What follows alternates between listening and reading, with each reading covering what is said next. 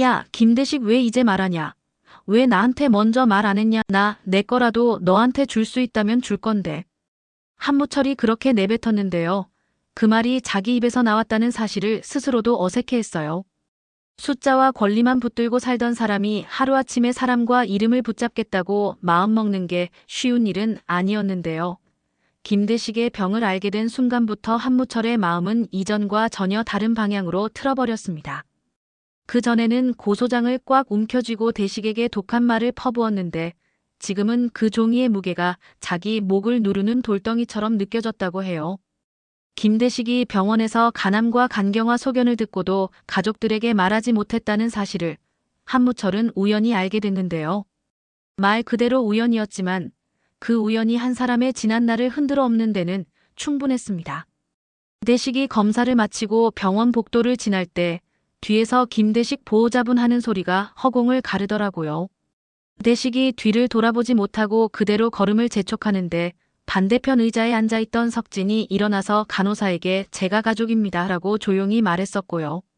그 장면을 지나가던 무철이 보게 되었는데 잠깐이었지만 모든 이야기가 한순간에 이어진 듯 했답니다. 왜 대식이는 아무 말이 없었을까? 왜 나는 그걸 알아차리지 못했나? 내가 던진 말과 소송이 저 사람 숨을 더 얕게 만든 건 아닐까? 이런 말들이 한꺼번에 머리를 후벼 팠는데요. 거기서부터 무철의 후회가 시작됐다고 하더라고요. 그날 저녁 이미자는 한무철의 얼굴을 보자마자 눈빛부터 달라졌습니다. 당신 뭔 일 있었죠? 하고 묻는데요. 무철이 한참을 말 못하다가 겨우 말했어요. 대식이가 병원에서 그 한마디에 이미자의 어깨도 살짝 내려앉았습니다. 그럼 지금 우린 숫자, 서류, 소송 이런 말부터 접어야 하겠네요. 이미자는 늘 현실적인 사람인데요. 현실적이라는 말이 차갑다는 뜻은 아니었어요. 그날만큼은 유난히 따뜻하고 분명했는데요. 지금은 친구부터 살리고 나머진 나중에 해요. 당신이 먼저 시작해요. 문제는 한두 가지가 아니었죠.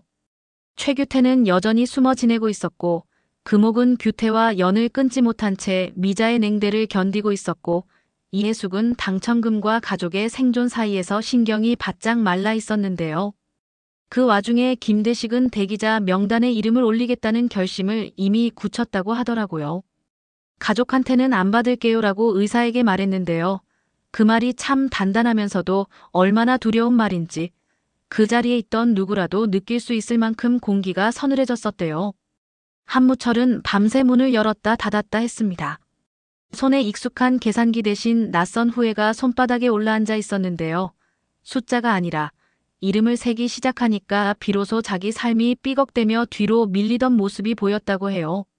난 그동안 내 권리만 지키느라 사람을 잃고 있었구나. 그렇게 깨달았는데요. 깨달음은 항상 뒤늦게 오죠. 뒤늦게 온 만큼 더 크게 흔들리고 더 오래 머무르기도 하더라고요. 이튿날 아침 무철은 병원 이식 코디네이터에게 조용히 전화를 걸었습니다. 제가 간 공여를 할 수 있는지 검사부터 하고 싶습니다. 전화기 너머에서 절차를 설명하는 목소리가 들렸는데요. 그 절차가 생각보다 번거롭고 시간도 걸린다는 사실이 무철을 주저하게 만들진 못했어요. 대신 마음 한쪽에서 다른 목소리가 튀어나왔습니다. 내가 왜 이걸 하려고 하지? 나는 왜 이제야 이런 생각을 하지? 그러다 스스로 답했대요. 늦었지만 지금이라도. 검사 당일 김대식은 그런 사실을 전혀 모르고 있었는데요.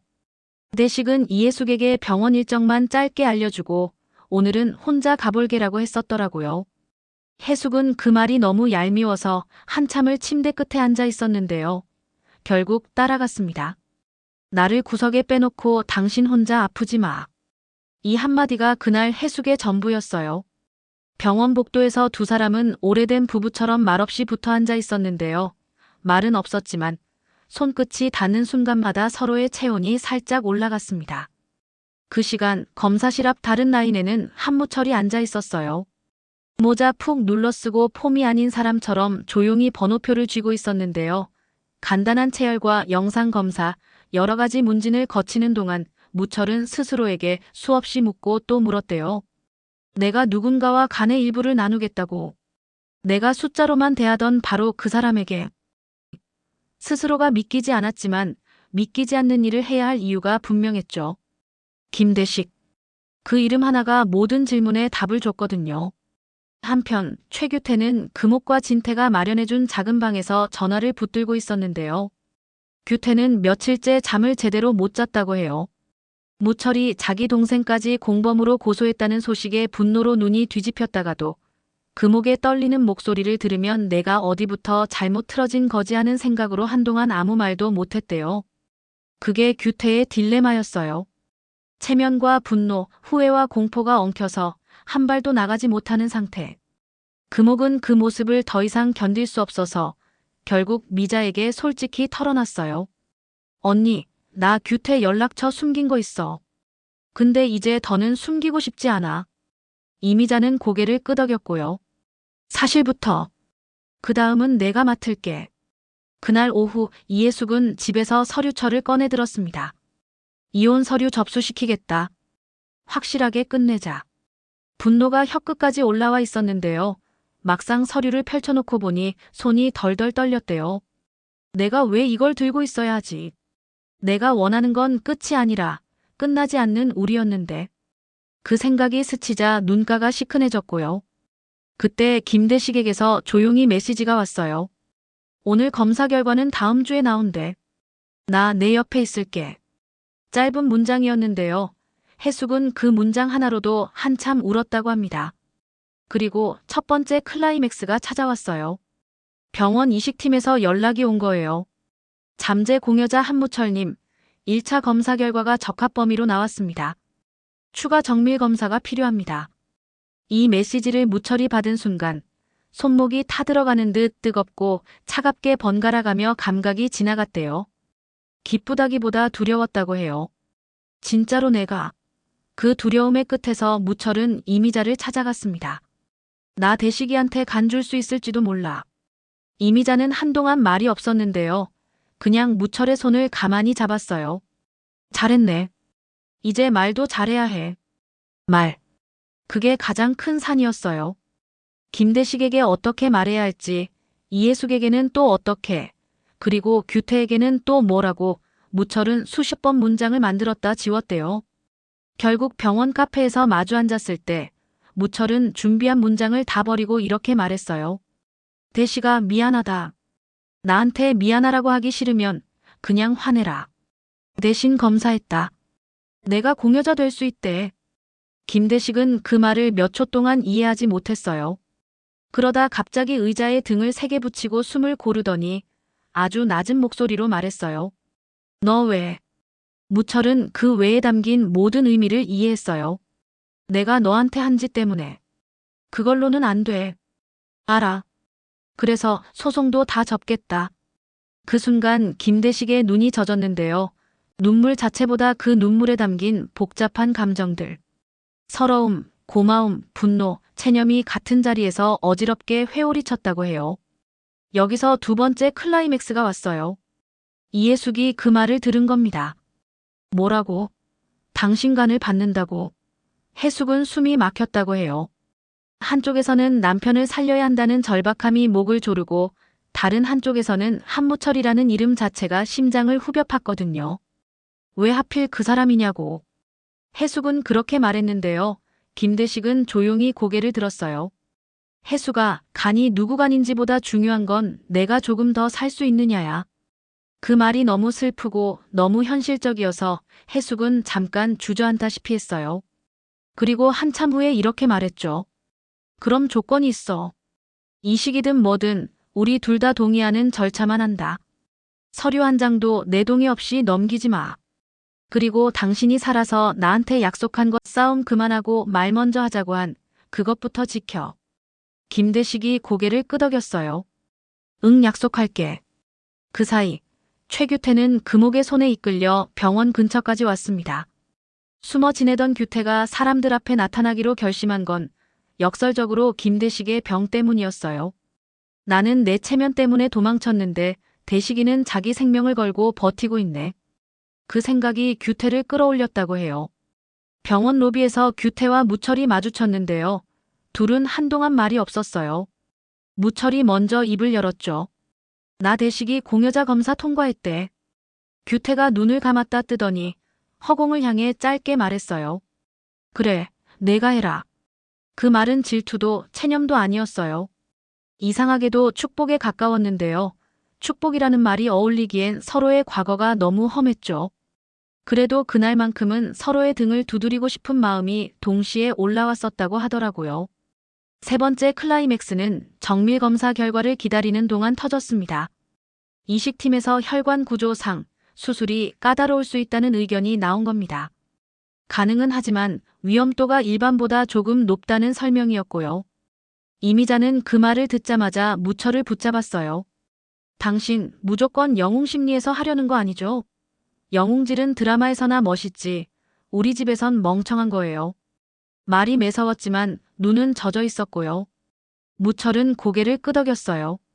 나 영웅하려는 거 아니야. 그냥 내가 해야 할 일을 하려는 거야. 이미자가 한숨을 천천히 쉬었는데요.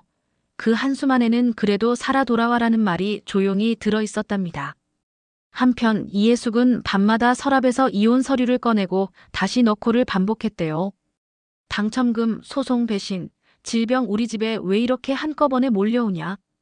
그렇게 혼잣말을 하다가 어느 순간 문득 깨달았대요. 사실 나는 돈이 무서운 게 아니라 이 사람이 없는 다음 날 아침이 무서운 거구나. 그 생각에 부엌 바닥에 앉아 한참을 울었고요. 눈물 뒤에 남은 건 희한하게도 단단함이었대요. 그래, 살리자. 그 다음에 따지자. 해숙은 다음 날 무철에게 먼저 연락했어요. 조건이 있어요.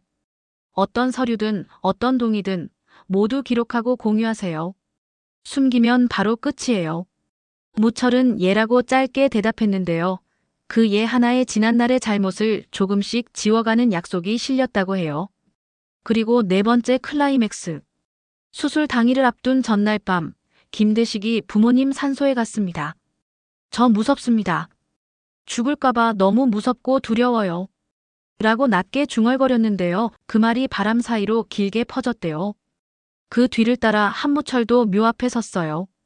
나 대식이한테 빚이 많습니다. 숫자로는 못 갚았는데 이번엔 사람으로 갚아보겠습니다. 두 남자는 서로를 보지 않았지만 같은 바람을 맞으며 같은 말을 마음속으로 다짐했답니다. 수술 당일 아침 모두가 병원에 모였습니다. 이미자는 서류가 담긴 파일을 손에 꼭 쥐고 이해숙은 두 손을 모아 자기 무릎 위에 얹었고요. 금옥은 멀찍이 서서 계속해서 숨을 고르고 있었답니다. 석진은 로비에서 아버지, 괜찮으세요? 아버진 저에게 언제나 영웅이세요. 그저 살아서만 돌아와 주세요 하고 메시지를 보냈고요. 규태는 아무 말도 하지 않았지만 금옥 손등 위에 자기 손을 살짝 얹고 있었어요. 우리 끝나고 같이 울자. 그 말이 입 밖으로 나오진 않았지만 모두의 마음속에서 같은 음성으로 울렸답니다. 수술동의 설명이 끝나고 드디어 문이 열렸습니다. 이식팀이 차분하게 말했죠. 절차는 길고 중간중간 변수가 있습니다. 그래도 오늘은 여기까지 준비했습니다. 사람들은 고개를 끄덕였고요. 그 순간 다섯 번째 클라이맥스 아주 짧고 그러나 심장을 찢는 일이 생겼습니다. 수술 직전 최종 혈액 응고 수치가 한무철에게서 살짝 불안하게 나왔다는 소식이었고요. 약물로 조정 가능하지만 시간이 조금 더 필요합니다. 그 말이 떨어지는 순간 대기실의 시간이 멈춘 듯 했어요. 이해숙은 의자를 꽉 잡고 이미자는 입술을 세게 눌렀고요. 김대식은 그럼 미룹시다라고 먼저 말했어요. 무철이 고개를 저었죠. 아니야. 조정하고 들어가자. 나 괜찮다. 그의 목소리는 이상하리만큼 차분했는데요. 차분함은 곧 결심의 다른 말이기도 했어요. 그리고 수술이 진행됐습니다. 시간은 대기실에서 늘어났다 줄어들다 했고요. 누군가는 기도를 했고 누군가는 메모를 했고 누군가는 아무 말 없이 벽만 봤대요. 한참 뒤 이식팀이 나와 짧게 말했습니다. 이식은 성공적으로 진행됐습니다. 경과를 더 보겠습니다. 그 말 한 줄이 사람들의 무릎에서 힘을 쑥 빼버렸고요. 이미자는 그 자리에서 눈을 감고 양손을 모았고 이해숙은 조용히 울었답니다. 금옥은 규태의 어깨에 얼굴을 묻고 흐느꼈고요. 석진은 복도 끝에 가서 한참 서 있었대요. 살아냈다. 그 말이 바람처럼 복도에 맴돌았답니다. 하지만 드라마는 거기서 끝나지 않죠. 6번째 클라이맥스가 곧 찾아왔어요. 수술이 끝난 후 소송과 돈, 배신과 책임의 문제들이 자동으로 사라지는 건 아니었거든요. 오히려 더 명확해졌어요. 이제 어떻게 살 건가? 그 질문이 각자의 가슴에 자리 잡았고요. 첫 번째로 움직인 건 한무철이었습니다. 무철은 상가 대표들과 병원에서의 사실을 있는 그대로 공유했어요. 저는 김대식에게 간을 나눴고 소송은 취하하겠습니다. 그리고 이전 보관 절차 하자에 대해 제가 책임을 지겠습니다. 내부 징계와 규정 개정에 제 개인 사비를 투입하겠습니다. 이렇게 말하니까 누군가는 쇼 아니냐라고 했고 누군가는 그래도 저 정도면이라고 했는데요. 무철은 해명하지 않았어요. 해명이 필요 없을 때까지 행동만 하겠다라고만 말했답니다. 두 번째로 움직인 건 김대식이었어요. 회복실에서 호흡이 안정되자마자 우선 해숙을 불렀답니다. 해숙아, 나 약속 지킬게. 싸움 그만하고 말 먼저 할게. 그리고 살아서 같이 걷자. 해숙은 눈물을 훔치고 고개를 끄덕였어요. 그래. 걷자. 오래 걷자. 그 다음엔 무철을 불렀는데요. 무철이 들어오자마자 대식은 힘겹지만 분명하게 말했어요. 고맙다. 근데 이 고마움으로 우리가 과거 다 잊은 척 하지는 말자. 잘못은 잘못대로, 사과는 사과대로, 약속은 약속대로. 무철이 고개를 깊게 숙였어요. 응. 정확히 하자. 세 번째로 움직인 건 최규태였습니다.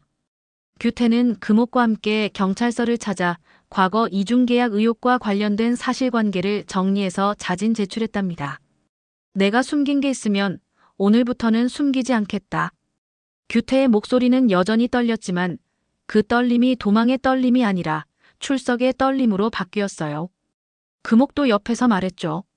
나도 숨지 않겠다. 늦었지만 사실을 먼저 말하겠다.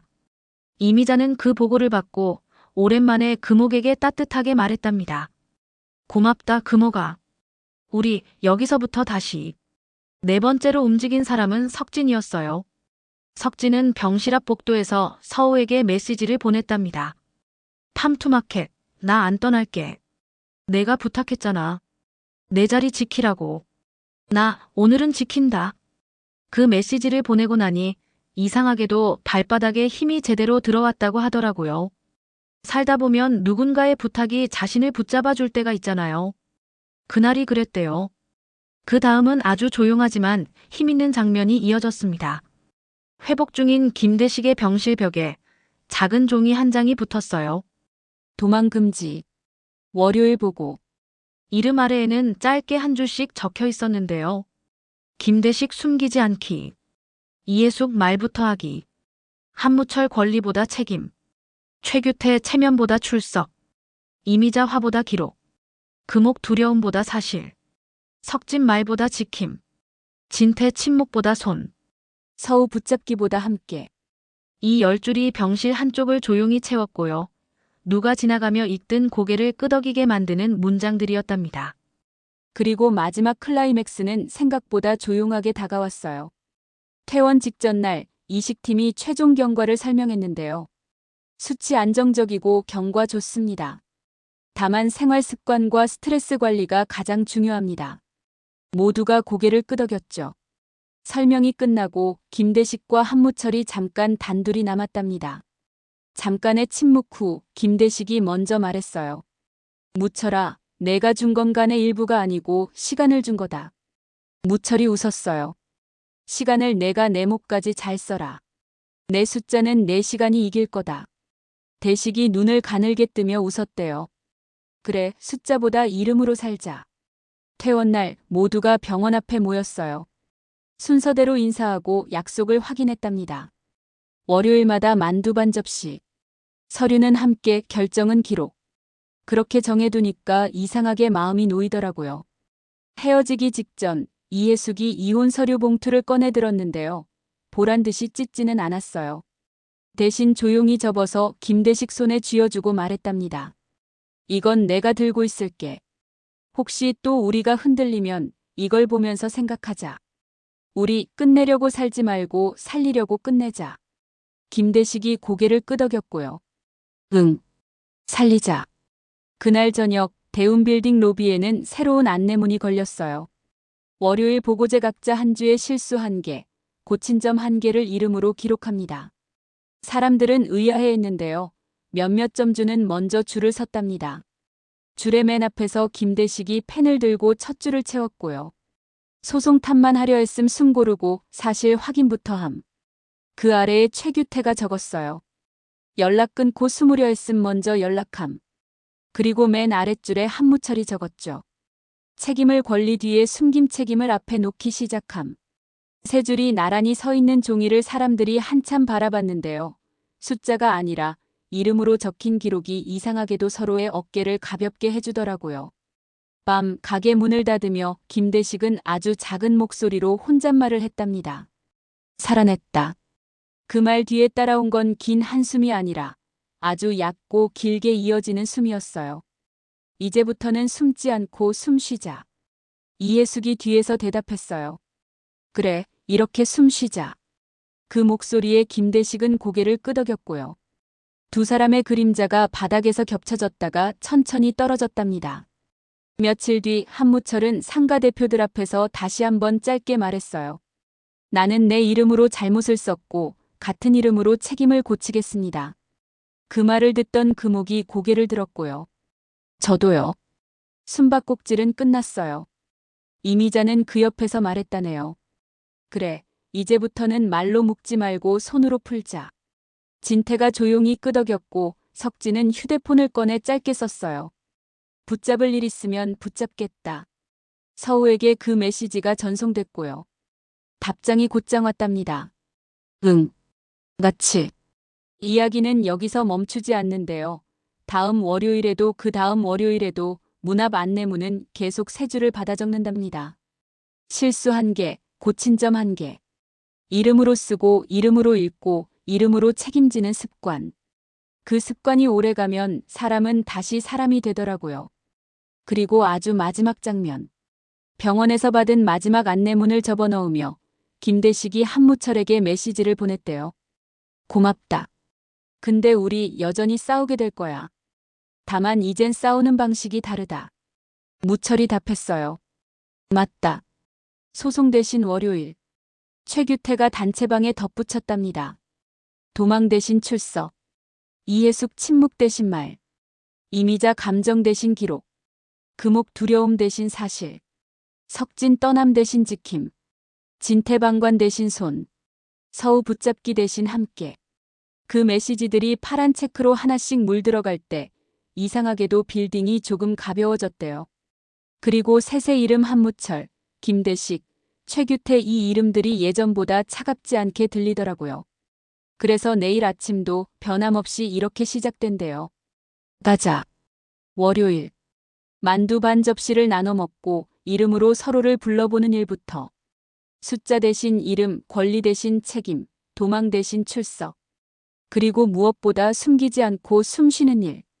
그렇게 하루를 붙들고 나면 그게 바로 이들이 오래 찾던 대운의 모양이었구나 하고 모두가 조용히 고개를 끄덕인다고 하더라고요. 더 흥미진진한 리뷰를 위해 구독과 좋아요 꼭 부탁드립니다. 감사합니다.